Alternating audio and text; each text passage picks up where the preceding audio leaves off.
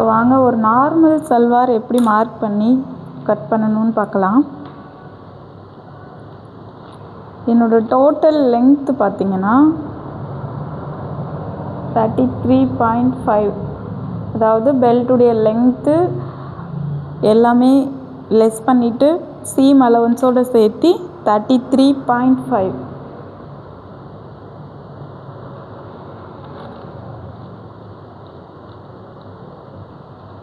உங்களுக்கு தெரியுதான்னு தெரியல, வீடியோவில் எனக்கு நல்லாவே தெரியுது.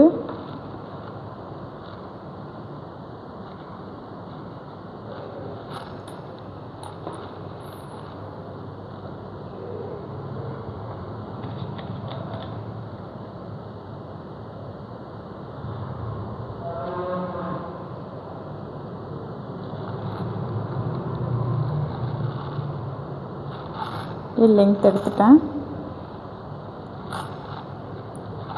இதில் பார்த்தீங்கன்னா இப்படிய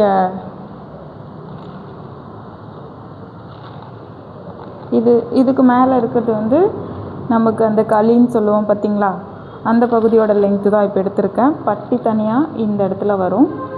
இப்போது களிப்பகுதியுடைய அகலம் பார்த்திங்கன்னா எனக்கு 18.5 இன்ச்சஸ் வருது. அதை நான் இங்கே மார்க் பண்ணிக்கிறேன். எங்கே லென்த் எடுத்தோமோ லென்த் எந்த இடத்துல மார்க் பண்ணமோ அதுக்கு நேராக 18.5 இன்ச்சஸ் மார்க் பண்ணிக்கிறேன். கிளாத் வந்து 4ஆக ஃபோல்ட் பண்ணியிருக்கேன். இது ஒரு மெட்டீரியலோட பேண்ட் பார்ட்டு தான். இங்கேருந்து கிராச் லென்த்து பார்த்திங்கன்னா நான் 10 இன்ச்சஸ் தரேன்.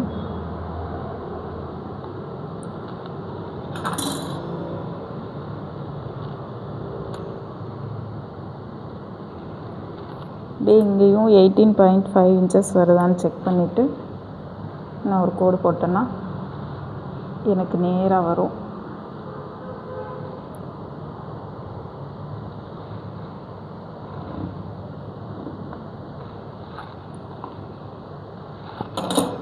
இதுக்கப்புறம் நான் இந்த கிராச் 10 இன்ச்சஸ் கொடுத்துருக்கேன் இல்லையா, அங்கேருந்து ஒரு 3 இன்ச்சஸ் நான் வந்து கிராச் இந்த கர்வுக்காக கொடுக்க போகிறேன். 3 or 3.5, நான் 3.5 கொடுத்துக்கிறேன். அது நான் ஒரு கோடு போட்டு ஃப்ரெஞ்ச் கர்வ் கொடுத்து ஒரு நார்மலாக ஒரு கர்வ் கொடுத்துறேன். இது வரைக்கும் புரிஞ்சிருக்கும்னு நினைக்கிறேன். இதுக்கப்புறம் நீங்கள் எடுக்க வேண்டிய அளவு லெக் ஓப்பன் எனக்கு வந்து 13 இன்ச்சஸ் வருது. அதை நான் 2ஆக டிவைட் பண்ணி 7.5 இன்ச்சஸ் நான் இங்கே வைக்கிறேன்.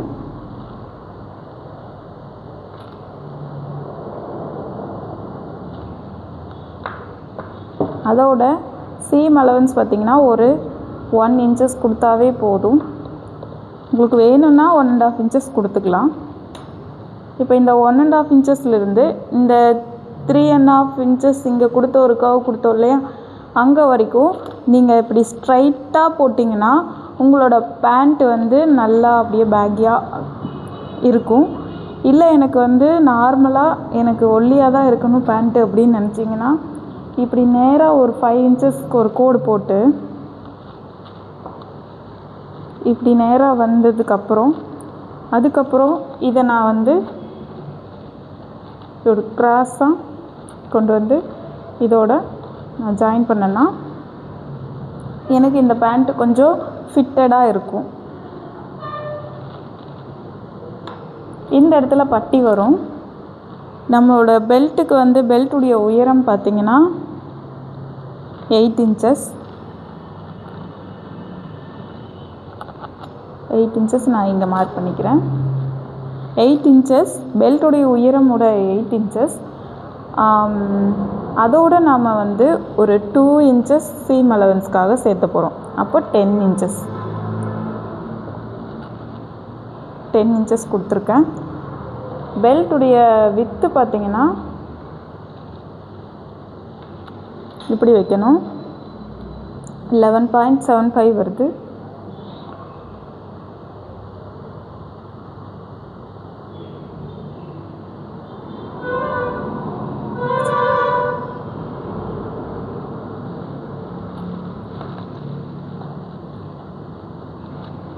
மேலே இது கரெக்டாக இருக்கான்னு நான் செக் பண்ணுறேன்.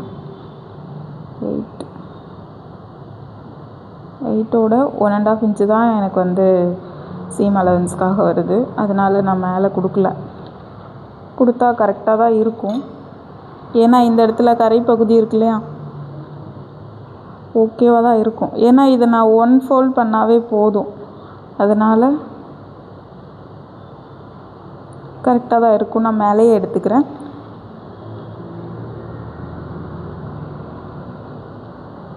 $11.5 inches வந்து பெல்ட்டுடைய வித்து. அதோடு நான் வந்து 1 inches சீம் அலவன்ஸ் கொடுத்துக்கிறேன்.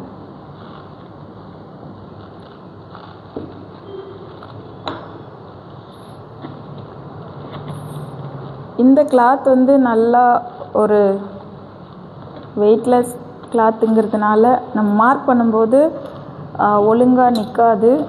அதனால் மார்க் பண்ணும்போதே நிற்காதுங்கிறதுனால கட் பண்ணும்போது பார்த்து ஜாக்கிரதையாக கட் பண்ணணும். 11.75ங்கிறது 4ஆக ஃபோல்ட் பண்ணாதான். இப்போ எனக்கு ஓகே தான். சீம் அலவன்ஸுக்கு 1 இன்ச்சு நம்ம வந்து ஃப்ளாட் சீம் தான் தைக்க போகிறோம். அதனால் 1 இன்ச் ஓகே தான். இப்போ நான் இந்த கிளாத்தை நல்லா வந்து சரிப்படுத்திட்டு நான் கட் பண்ண ஆரம்பிக்கிறேன்.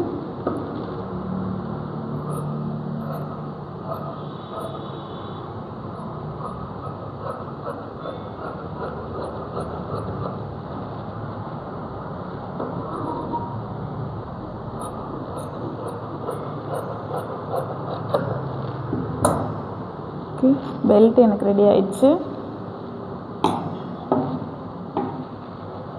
இதுக்கப்புறம் இந்த லெக் பகுதியை எப்படி கட் பண்ணணும்னு பாருங்கள். கீழே இருந்து நம்ம லெக் ஓப்பனில் மார்க் பண்ணியிருக்கோம் இல்லையா, அங்கேருந்து கட் பண்ண ஆரம்பிக்கலாம். அதுக்கு முன்னாடி உள்ள கிளாத் எதனாச்சும் மடங்கி இருக்கான்னு செக் பண்ணிவிட்டு அதுக்கப்புறம் கட் பண்ணுங்கள்.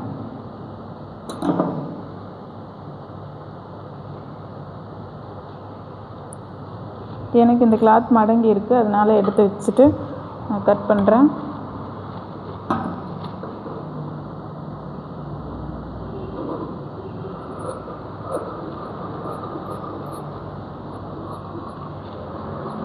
எங்கே நான் கோடு போட்டிருக்கேனோ அங்கே அழகாக இந்த கோடு மேலேயே கட் பண்ணிட்டு போகிறேன். அடுத்து இந்த கிராச் பகுதியை கட் பண்ணலாம்.